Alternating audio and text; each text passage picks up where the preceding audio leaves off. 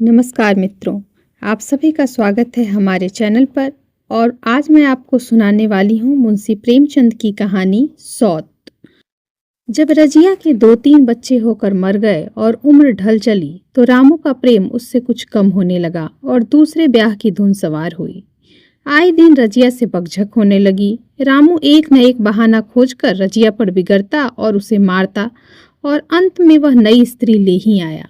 इसका नाम था दासी। चंपई रंग था, बड़ी बड़ी आंखें, जवानी की उम्र, पीली कुशांगी।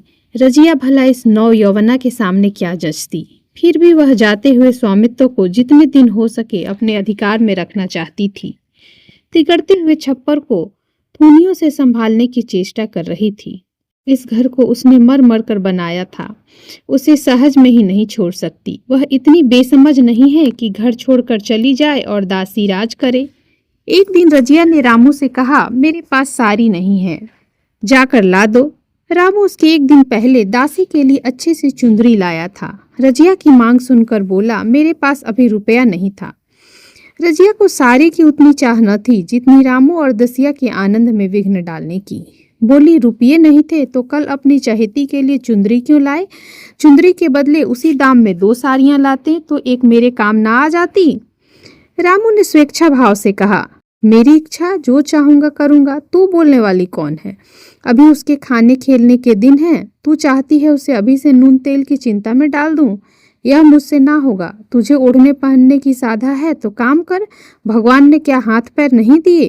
पहले तो घड़ी रात उठकर काम धंधे में लग जाती थी, अब उसकी डाह में पहर दिन तक पड़ी रहती है। तो रुपये क्या आकाश से गिरेंगे? मैं तेरे लिए अपनी जान थोड़े ही दे दूंगा। रजिया ने कहा, तो क्या मैं उसकी लौंडी हूं कि वह रानी की तरह पड़ी रहे और मैं घर का सारा काम करती रहूं? इतने दिनों छाती फाड़कर काम किया, उसका यह फल मिला तो अब मेरी बला काम करने वाती है। मैं जैसे रखूंगा वैसे ही तुझे रहना पड़ेगा।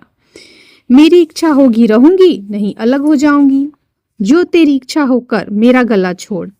अच्छी बात है, आज से तेरा गला छोड़ती हूँ, समझ लूंगी विधवा हो गई।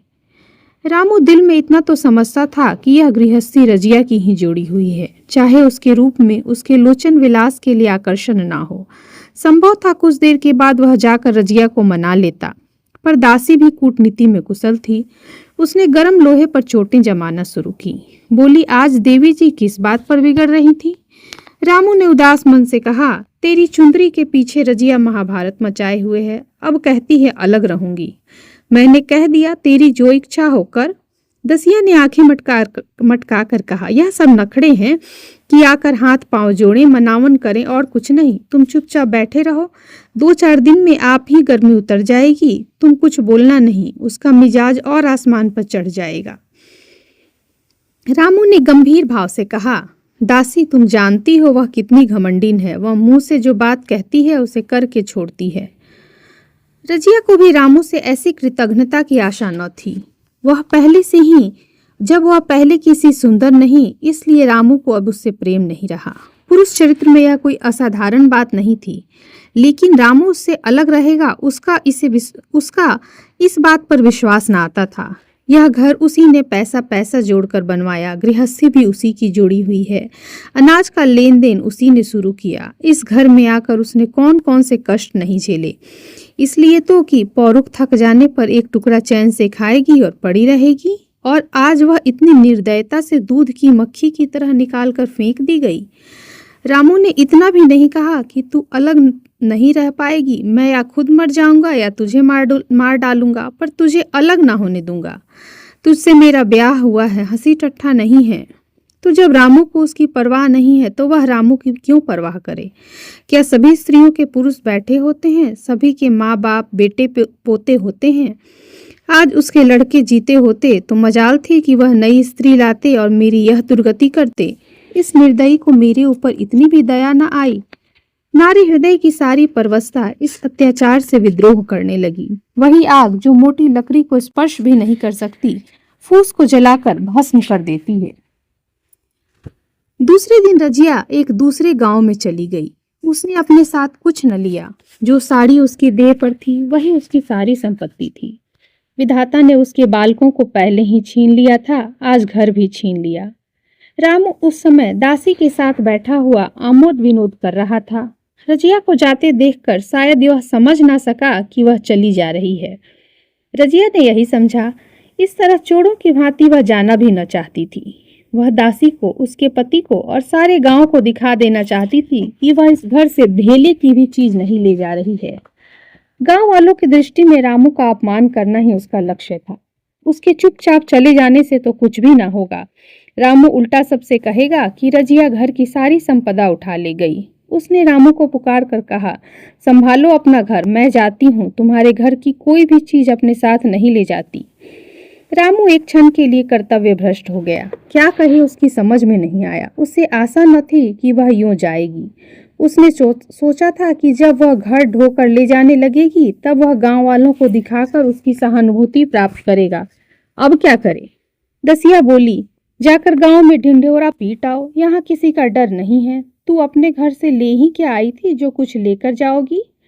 रजिया ने उसके मुंह न लगकर रामू से ही कहा, सुनते हो अपनी चहेती की बातें, फिर भी मुंह नहीं खुलता। मैं तो जाती हूँ, लेकिन दस्सो रानी, तुम भी बहुत दिनों राज न करोगी। ईश्वर के दरबार में अन्याय नहीं फलता। बड़े बड़े घमंडियों का घमंड वह चूर कर देते हैं। दसिया ठट्ठा मारकर हंसी, पर रामू ने सिर झुका लिया। रजिया चली गई। रजिया जिस नए गांव में आई थी वह रामू के गांव से ही मिला हुआ था। अतएव यहाँ के लोग उससे परिचित हैं कि वह कैसी कुशल गृहिणी है, कैसी मेहनती, कैसी बात की सच्ची। यह यहाँ किसी से छिपा न था। रजिया को मजूरी मिलने में तो कोई बाधा न हुई। जो एक लेकर दो का काम करे उसे काम की क्या कमी। 3 साल रजिया ने कैसे काटे, कैसे एक नई गृहस्थी बनाई, कैसे खेती शुरू की, इसका बयान करने बैठे तो पोथी हो जाए। संचय के जितने मंत्र हैं, जितने साधन, वे सभी रजिया को खूब मालूम थे। फिर अब उसे लाग हो गई थी और लाग में आदमी की शक्ति का पारावार नहीं रहता। गांव वाले उसका परिश्रम देखकर दांतों तले उंगली दबाते थे। वह रामू को दिखा देना चाहती है कि मैं तुमसे अलग होकर भी आराम से रह सकती हूँ। अब वह पराधीन नारी नहीं है, अपनी कमाई खाती है। रजिया के पास बैलों की एक अच्छी जोड़ी है। रजिया उन्हें केवल खल्ली भूसी देकर नहीं रह जाती, रोज 2-2 रोटियां भी खिलाती है। फिर उन्हें घंटों सहलाती। कभी कभी उनके कंधों पर सिर रखकर रोती है और कहती है, अब बेटे हो तो, पति हो तो तुम ही हो। मेरी जाल अब तुम्हारे ही साथ है। दोनों बैल शायद रजिया की भाषा और भाव समझते हैं। वे मनुष्य नहीं, बैल हैं। दोनों सिर नीचा करके रजिया का हाथ चाट कर उसे आश्वासन देते हैं। उसे देखते ही कितने प्रेम से उसकी ओर ताकने लगते हैं, कितने हर्ष से कंधा झुलाकर उस पर जुआ रखवाते हैं और कैसा जीतोड़ काम करते हैं। यह वही लोग समझ सकते हैं जिन्होंने बैलों की सेवा की है और उनके हृदय को अपनाया है। रजिया इस गांव की चौधराइन है। उसकी बुद्धि, जो पहले नित्य आधार खोजती रहती थी और स्वच्छंद रूप से अपना विकास न कर सकती थी, अब छाया से निकलकर प्रौढ़ और उन्नत हो गई है। एक दिन रजिया घर लौटी तो एक आदमी ने कहा, तुमने नहीं सुना चौधराइन, रामू तो बहुत बीमार है, सुना 10 लंघन हो गए हैं। रजिया ने उदासीनता से कहा, जूड़ी है क्या? जूड़ी नहीं, कोई दूसरा रोग है। बाहर खाट पर पड़ा था। मैंने पूछा, कैसा जी है रामू? तो रोने लगा। बुरा हाल है, घर में एक पैसा भी नहीं कि दवा दारू करें। दसिया की एक लड़का हुआ है। वह तो पहले भी काम धंधा ना करती थी और अब तो लड़कोड़ी है, कैसे काम करने आती। सारी भार रामू के सिर जाती है। फिर गहने चाहिए। नई दुल्हनिया यूं कैसे रहे। रजिया ने घर में जाते हुए कहा, जो जैसा करेगा आप भोगेगा। लेकिन अंदर उसका जी न लगा। वह एक क्षण में फिर बाहर आई। शायद उस आदमी से कुछ पूछना चाहती थी और इस अंदाज में पूछना चाहती थी मानो उसे कुछ परवाह नहीं है। पर वह आदमी चला गया था। रजिया ने पूरा पश्चिम जा जाकर देखा, वह कहीं न मिला। तब रजिया द्वार की चौखट पर बैठ गई। उसे वे शब्द याद आए जो उसने 3 साल पहले रामू के घर से चलते समय कहे थे। उस वक्त जलन में उसने वह श्राप दे दिया था। अब वह जलन न थी। समय ने उसे बहुत कुछ शांत कर दिया था। रामू और दासी की हीनावस्था अब ईर्ष्या के योग्य नहीं, दया के योग्य थी। उसने सोचा, रामू को 10 लंघन हो गए हैं तो अवश्य ही उसकी दशा अच्छी ना होगी। कुछ ऐसा मोटा ताजा तो पहले भी ना था। 10 लंघन में तो बिल्कुल ही घुला डाला होगा। फिर इधर खेती बाड़ी में भी टोटा ही रहा, खाने पीने की भी ठीक ठाक से न मिला होगा। पड़ोसी की एक स्त्री ने आग लेने के बहाने आकर पूछा, सुना रामू बहुत बीमार है? जो जैसी करेगा वैसी पाएगा। तुम्हें इतनी बेदर्दी से निकाला कि कोई अपने बैरी को भी ना निकालेगा। रजिया ने टोका, नहीं दीदी, ऐसी बात न थी। वे तो बेचारे कुछ बोले ही नहीं। मैं चली तो सिर झुका लिया। दसिया के कहने में आकर वह चाहे जो कुछ कर बैठे हों। यूं मुझसे कभी उन्होंने कुछ नहीं कहा। किसी की बुराई क्यों करूं? फिर कौन मर्द ऐसा है जो औरतों के बस में नहीं हो जाता? दसिया के कारण ही उनकी यह दशा हुई है। पड़ोसी ने आग न मांगी, मुंह फेर कर चली गई। रजिया ने कलसा और रस्सी उठाई और कुएं पर पानी खींचने गई।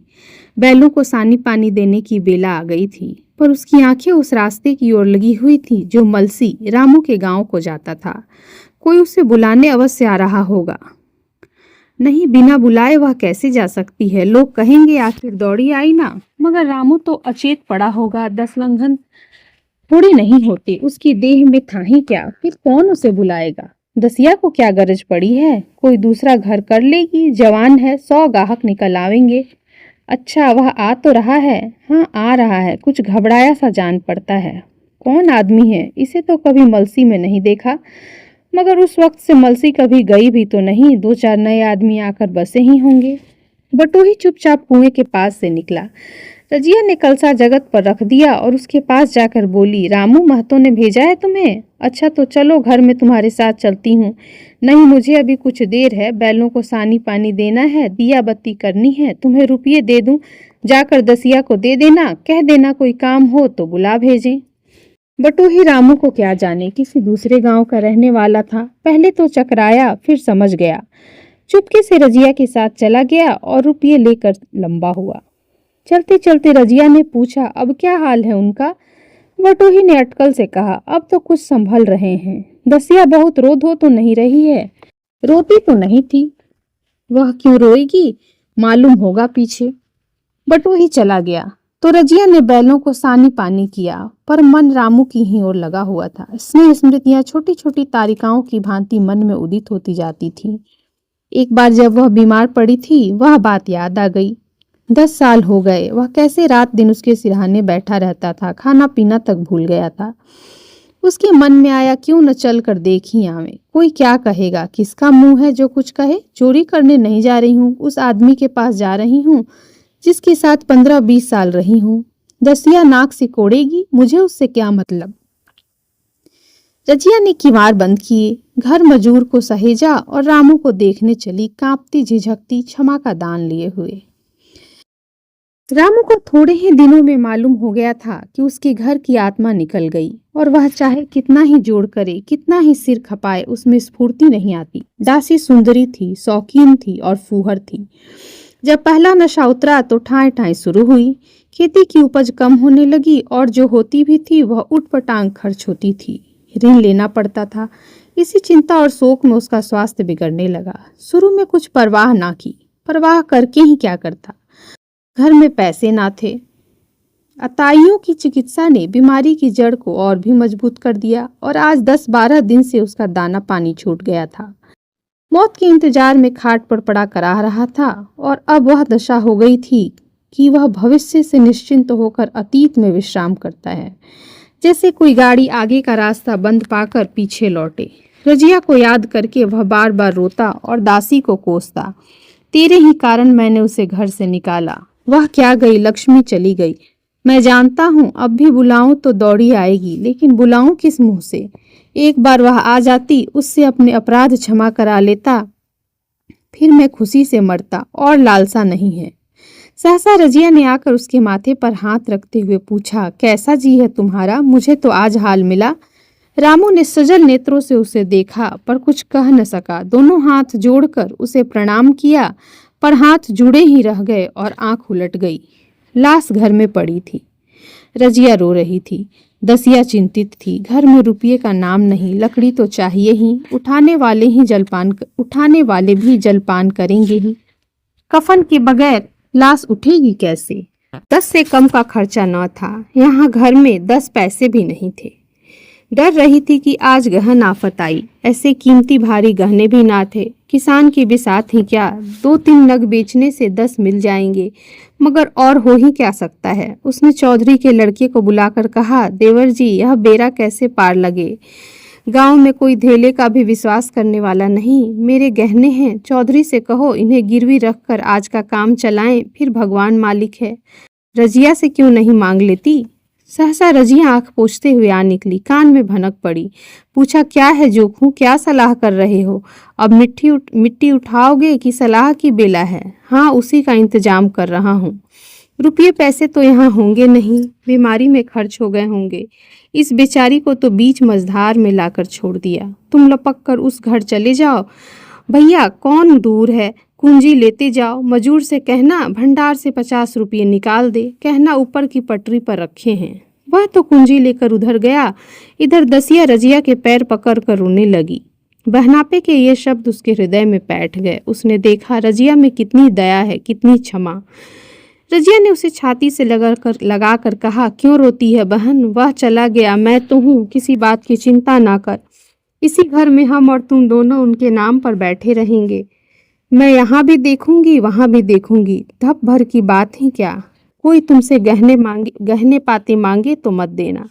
दसिया का जी होता था कि सिर पटक कर मर जाए। उसे कितना जलाया, कितना रुलाया और घर से निकाल कर छोड़ा। रजिया ने पूछा, जिस के रुपये हो सूरत करके मुझे बता देना, मैं झगड़ा नहीं रखना चाहती। बच्चा दुबला क्यों हो रहा है? दसिया बोली, मेरे दूध होता ही नहीं। गाय जो तुम छोड़ गई थी वह मर गई, दूध नहीं पीता। राम राम, बेचारा मुरझा गया। मैं कल ही गाय लाऊंगी, सभी गृहस्थी उठा लाऊंगी, वहां क्या रखा है। लाश उठी, रजिया उसके साथ गई। दाह कर्म किया, भोज हुआ, कोई 200 रुपये खर्च हो गए, किसी से मांगने न पड़े। दसिया के जौहर भी इस त्याग की आंच में निकल आए। विलासिनी सेवा की मूर्ति बन गई। आज रामू को मरे हुए 7 साल हुए हैं। रजिया घर संभाले हुए है। दसिया को वह सौत नहीं, बेटी समझती है। पहले उसे पहनाकर तब आप पहनती है, उसे खिलाकर आप खाती है। जो खूब पढ़ने जाता है उसकी सगाई की बातचीत पक्की हो गई है। इस जाति में बचपन में ही ब्याह हो जाता है। दसिया ने कहा, बहन गहने बनवा कर क्या करोगी? मेरे गहने तो धरे ही हैं। रजिया ने कहा, नहीं री, उसके लिए नए गहने बनवाऊंगी। अभी तो मेरा हाथ चलता है, जब थक जाऊं तो जो चाहे करना। तेरे अभी पहनने ओढ़ने के दिन है, तू अपने गहने रहने दे। नाइन ठकुर सुहाती करके बोली, आज जोखू के बाप होते तो कुछ और ही बात होती। रजिया ने कहा, वे नहीं है तो मैं तो हूँ।